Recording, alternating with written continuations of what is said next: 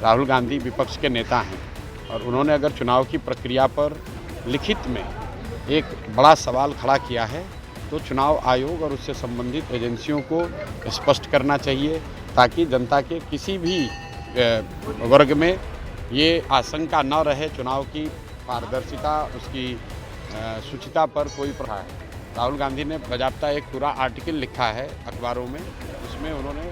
उनके अनुसार महाराष्ट्र में जो हुआ या नहीं हुआ उसके बारे में उन्होंने टीका टिप्पणी करी है। तो अब ये चुनाव आयोग की जिम्मेवारी है कि उस पर वो स्पष्टीकरण यही संदेश देंगे कि बिहार की स्थिति बदले, बेहतरी के लिए बदले, बिहार में बदलाव हो, बिहार में बच्चों के लिए शिक्षा रोजगार हो और आने वाले समय में बिहार में जो गरीबी, जो अशिक्षा, जो भ्रष्टाचार है इसका अंत हो।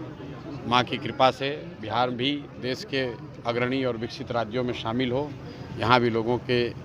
बच्चों के लिए पढ़ाई और रोजगार हो, इसी कामना से यहाँ पर आए हैं। राहुल गांधी और तेजस्वी यादव ने कहा है कि चुनाव आयोग पर भरोसा नहीं है। जिस तरह से महाराष्ट्र में धांधली में बिहार में भी आने वाले चुनाव में हो सकता है, इसको किस तरीके? देखिए, मंदिर परिषद में कोई राजनीतिक टीका टिप्पणी ठीक नहीं है। जो उन्होंने बयान दिया है वो विपक्ष के लोग कई समय से, पिछले कई वर्षों से विपक्ष के लोगों ने अलग अलग समय पर यह आशंका जाहिर की है।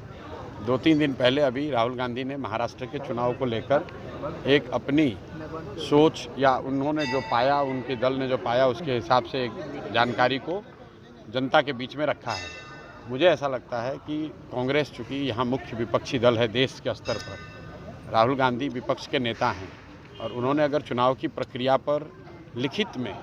एक बड़ा सवाल खड़ा किया है तो चुनाव आयोग और उससे संबंधित एजेंसियों को स्पष्ट करना चाहिए ताकि जनता के किसी भी वर्ग में ये आशंका न रहे चुनाव की पारदर्शिता उसकी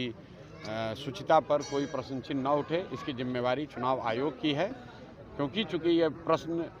सिर्फ कोई बाइट के जरिए से नहीं उठा है। राहुल गांधी ने बाकायदा एक पूरा आर्टिकल लिखा है अखबारों में, उसमें उन्होंने उनके अनुसार महाराष्ट्र में जो हुआ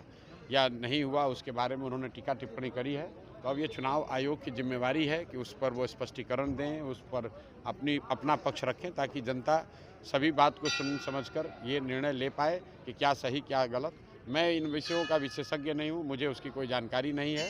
लेकिन चूँकि ये मामला देश के विपक्षी के सबसे बड़े नेता ने उठाया है तो चुनाव आयोग को इसको गंभीरता से लेना चाहिए।